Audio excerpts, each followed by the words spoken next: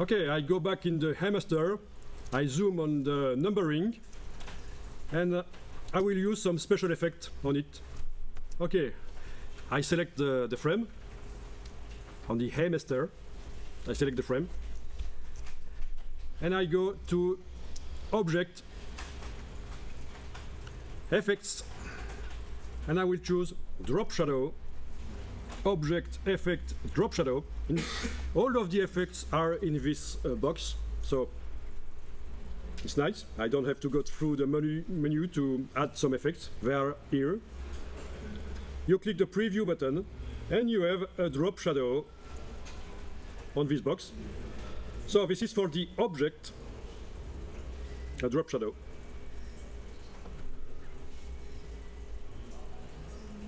Okay. So maybe we'll add some bevel. You click on bevel. If you want to change the settings of the bevel, you have to click on the name here of the effect, and here you have the settings for the bevel. If you want to change the settings for the drop shadow, you click on the name of the effect. So it's a good idea to click Use Global Light.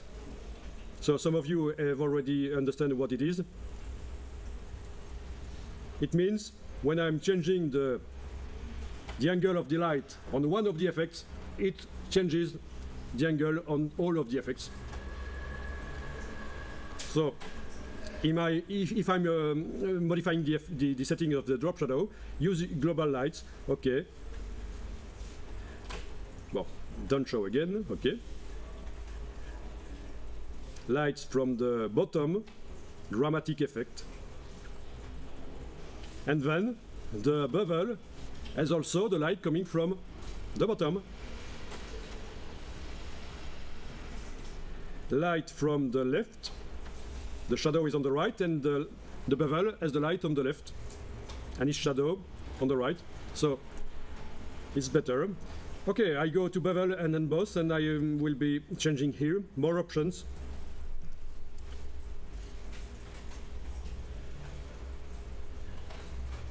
Okay, I go back to drop shadow, reduce the opacity of the shadow to 40%, more or less.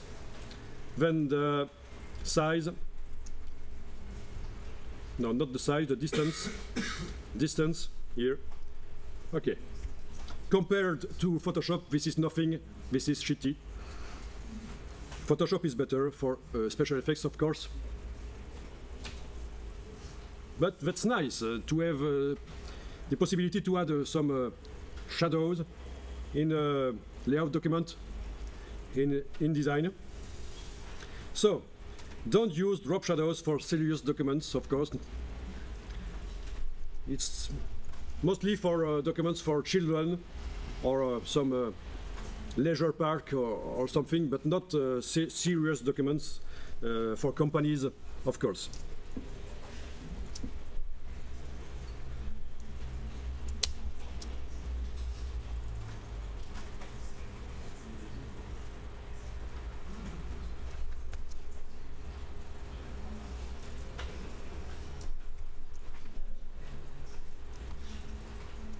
Okay. If you want to change the color, you deselect the item, and it's better to change the color. Of course, you have not used that color to you didn't apply that color to other items in the pages. It's only on the numbering, and I double click on it. I can uncheck this and tell that it is color for numbering. Okay, and I can change it. Okay, so that's nice looking. So you understand that if I compare InDesign and Microsoft Word, in InDesign, the way that I can style the numbering, it's far better than Microsoft Word. But that takes longer time. In the Master, I could have used a picture behind the letter too, no problem. Everything is possible. There's no limit to what you can do in InDesign in terms of formatting a document, giving the document a nice looking style. but Word is good too. Okay, did you know that you don't have grammar spelling in InDesign? If you go in Edit Spelling, you have spelling for the words, but not grammar, so that's not nice. You have to add a plugin like Prolexis, which is costly, or Antidote, that's for French language, mainly. And Word has a grammar spelling inside of it, basic, no more cost, it's a basic feature of Word. So InDesign is not always good for everything, but you may add many plugins.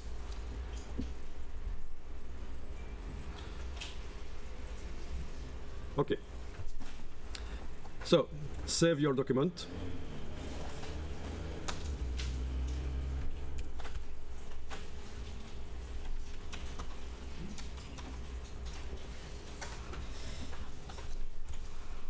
View the document in normal mode and go to page 1. So you must see the picture on the right. In order to access it, you must unlock the picture layer, of course. You may lock the numbering layer if you want. Oh, a little trick, by the way. Alt-clicking locks every other layers. Okay, alt-clicking locks every other layers.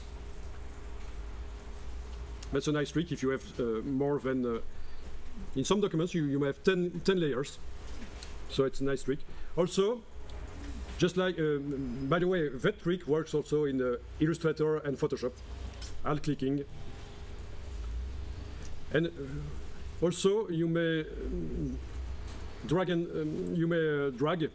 that way. It works nice in Photoshop and Illustrator too.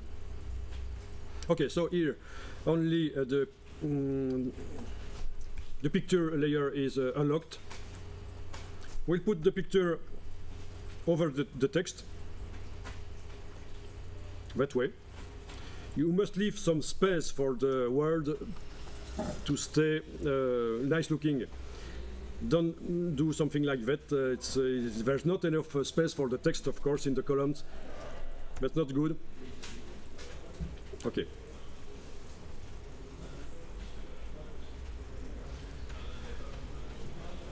And we will put some strokes on the picture. So with the picture selected, you put the swatch color, the color swatch here for the stroke. You put it in front of the other. And we will put the white color, so paper color. Okay. So if I click outside of the picture and view it in preview mode, you may see that you have a slight stroke, a white stroke. Of course, it is not large enough. So I select the picture and we go to the stroke panel. Window, stroke. In the stroke panel, you will choose to increase the size of the stroke. Okay, that's nice.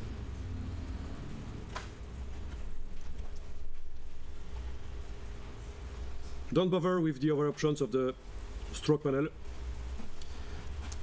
So, much nice looking layout with this white stroke on the picture. Okay, I want another picture with the same features. So, one option, which is quite heavy, is to go and place another picture on the page and set the text wrap and set the stroke. But there's another way, much clever. You just select the container of the picture, okay, and we will make a object style.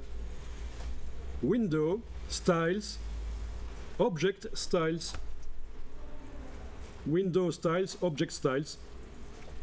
Okay. So for the moment, the frame here started with the none style but we added a lot of things. That's why you have a little plus here, a cross sign, which tells, okay, there's no style, but some things were added manually. Which things? The label, which appears when you go over the name of the style. It tells everything. Frame fitting options, bottom crop amount, okay. Now, the most important here is stroke and text wrap. There is no frame fitting options, in fact. We didn't talk about it. So you see there is a stroke, and we modified the stroke weight and the color, and there are text wrap options, and there are special effects. Okay, anyway, with the frame selected, you will create an object style. You go through the menu of the object style panel, new object style. You will call it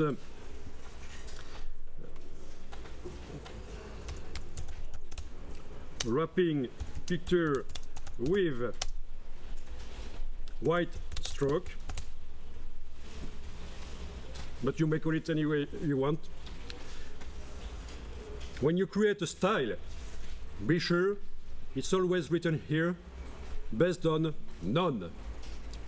Otherwise, you will have problems not understanding what's happening when you modify a style.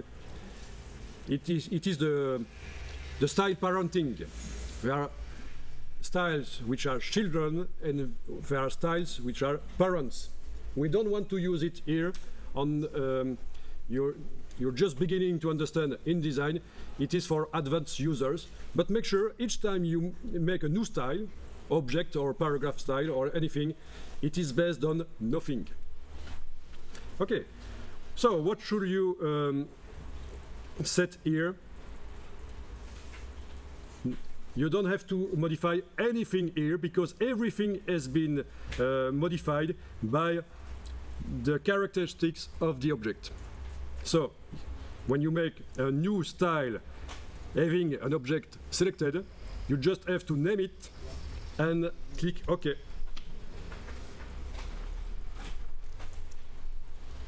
So, the new style is there.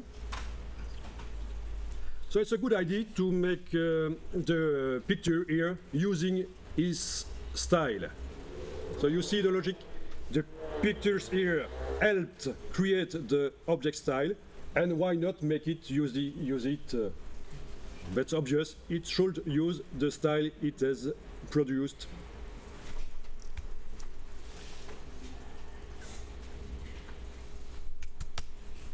Okay, we go back to the browser. You should have your results here. Okay, we'll go and choose another picture. So control click, command click on the Mac, control click on the PC, display picture, show picture. Okay, it is the high definition picture. You record it in the right folder.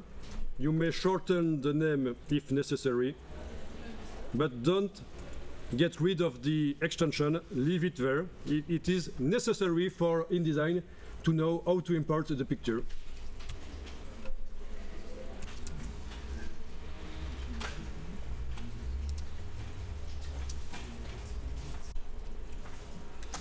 Okay, once I have the picture in the folder, the new picture, I will place it. So it is important when I go and take the second picture that this one is not selected, because when you do file place, you see that there's an option here, replace selected item. I don't want the new picture to go instead of this one.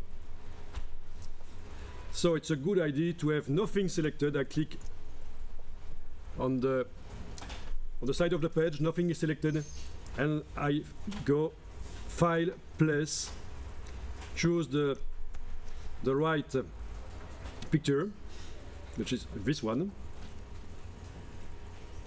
drag and drop to set its size. Okay, and I put it on the text, something like that.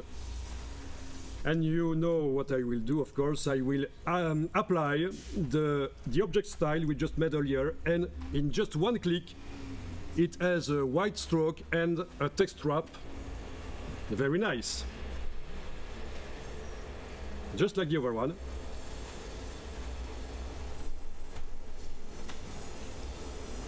Okay, so it's not really nice looking, this layout, but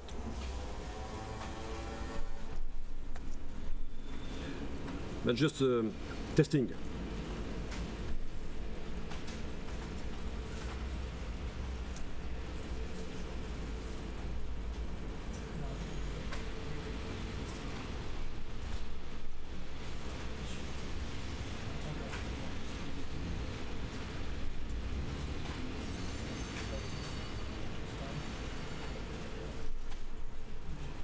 Okay.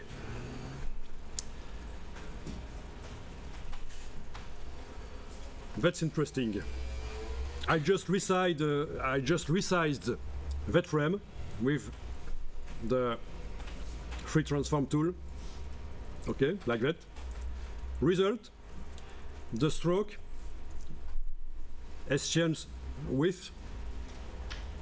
It's not the same width of white stroke, of course, and the object style panel tells me that the object has been manually modified. So I will do Alt click. Okay, Alt click to force apply the style on this object. And you see the stroke is going as it should. Alt click. Okay. There's a lot of things to say about object styles, but I will not go through the details. It is just InDesign for beginners here. Just know that if you modify the size of the pictures, you will have to reapply the style, force apply, if you want the stroke to be the same on each picture. With Alt click. Good.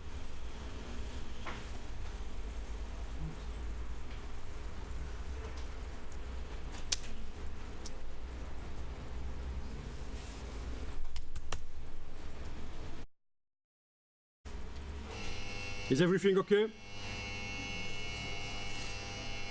So I give you a nice trick for making nice layouts. The color you give to the backgrounds of the objects, it's always nice to pick it in the pictures which are on the same page. So here in the toolbar, you will choose the eyedropper tool.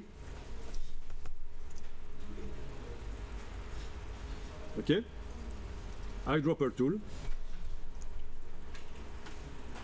You put the fill here on the front.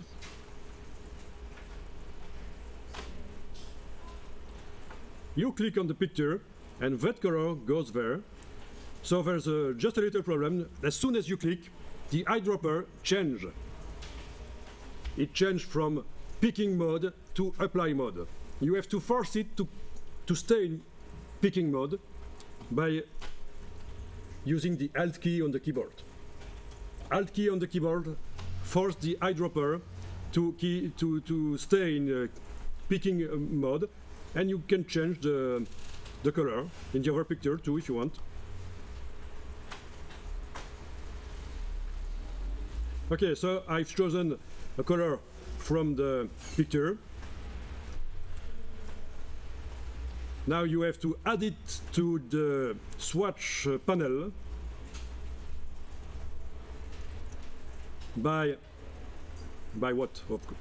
By double clicking on the color in the tool box.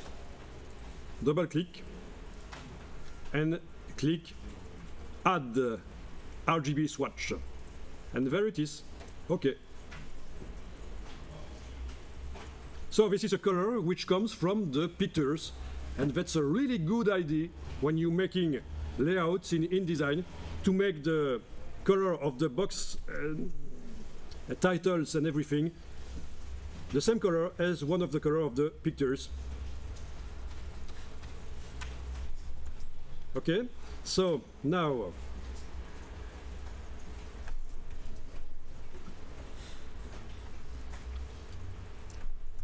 I unlock the text layer.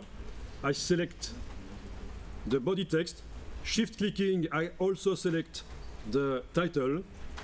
And for the background color, I add this color.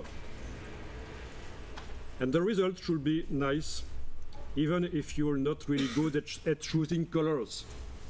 Let's say you have problems with colors. That's a nice trick to choose the color in the picture. And for each page, I could choose a different color if I have different pictures on each page. Okay, I'm working on the title here, just a little formatting because it's not really nice, just a basic character.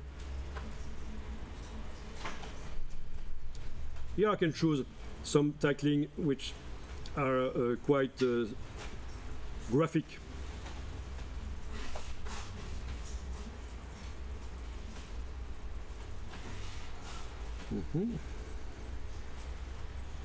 Okay.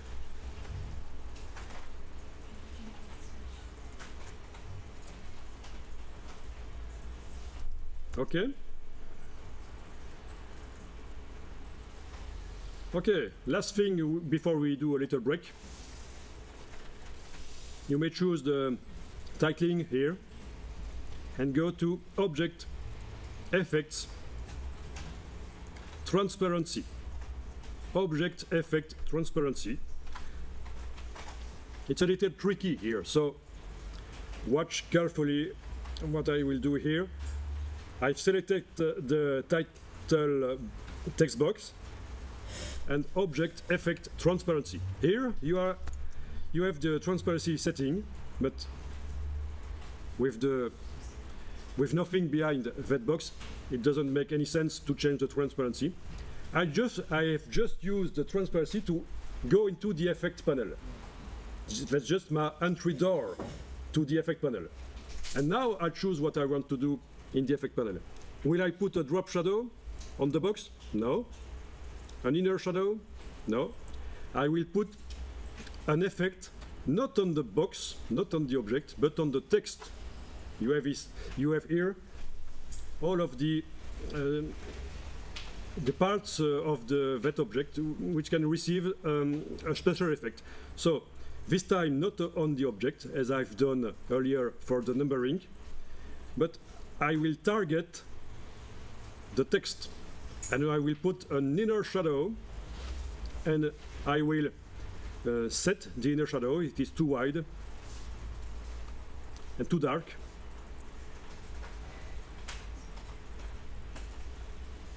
Okay. Use global light. I will change the angle of the lights. Of course, it will also change the angle of the numbering. All of the items in the document which are using effects with global lights checked will be affected by the angle of the lights that I set in any of these effects. Okay, you see that the numbering is changing too? Yeah. Okay.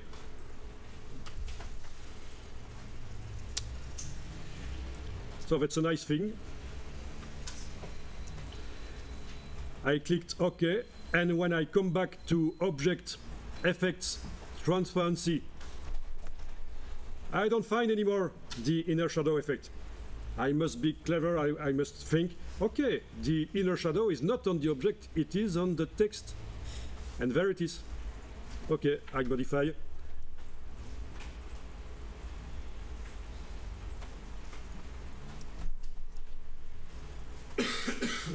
Okay.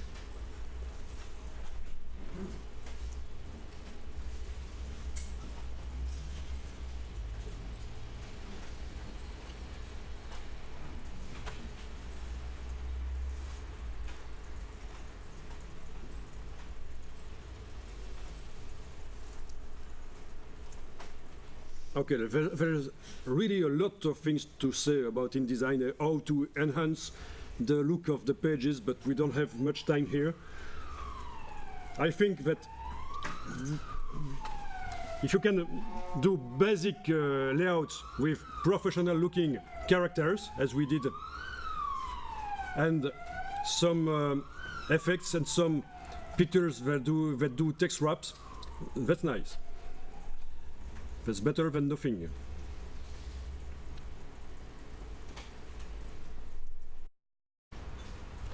Okay, I have a certain layout of things on my page number 1.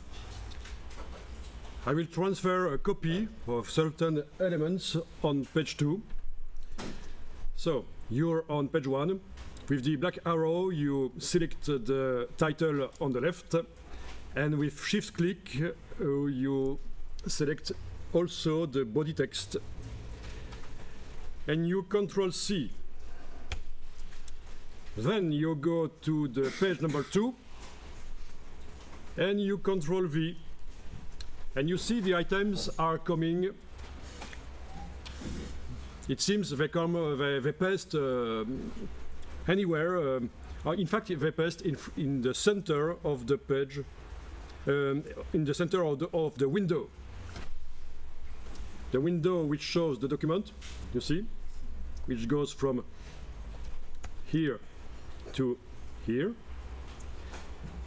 They have been pasted in the center. So that's not good at all. So you undo, Control Z, and instead of just pasting, we will do a paste in place. So we go through the edit menu and we choose paste in place.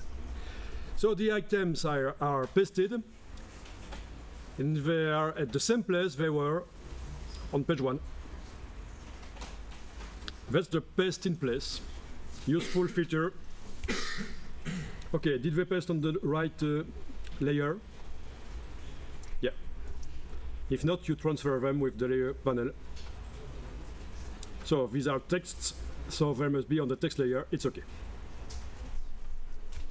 So on page number 2, you have the same layout as on page number 1, except there are no pictures yet.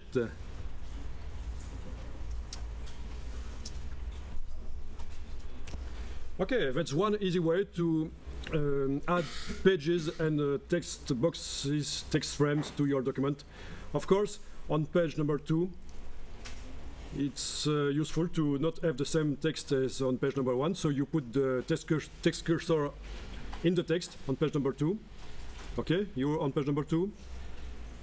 It's written number 2 here, on the lower left of the window. And you Control A and delete, so the content of the frame is deleted. And the trick is to go to the internet and or to type yourself the new text. Okay, we won't do that here. That's just showing how you may easily add pages with the text boxes, the text frame at the same place as on page 1. Here I can change the text. Okay. Okay, page 1, page 2. Okay. So you save the document with a new name.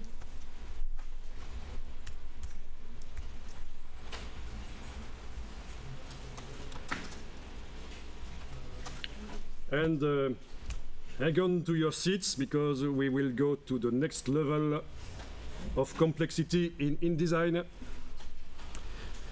Any question before we go on? Okay. So we'll delete the pages from page 2 to page 8. So you shift click in the pages panel. From page 2 to page 8, you shift click and you click on the trash. Okay. So you're only left with the number 1 page.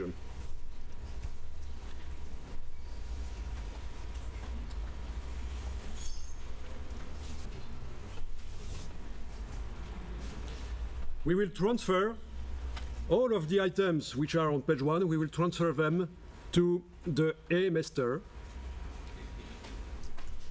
So what we are doing now is going further into InDesign. With all we've learned just before, you are able to make documents in InDesign, but not very long documents.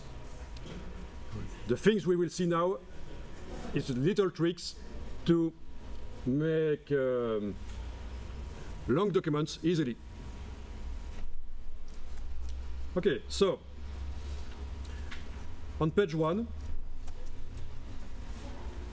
you will unlock the pictures layer, select the pictures and delete them. Remember, we made an object style, so if I want the same looking pictures, it will be easy. I'll just have to place new pictures and apply them the object style we've made. So I just deleted the pictures, but most of the work we've done is not lost. It is in the object style. The text layer must be unlocked. Control A, select all. Control X, cut. Double click on A master.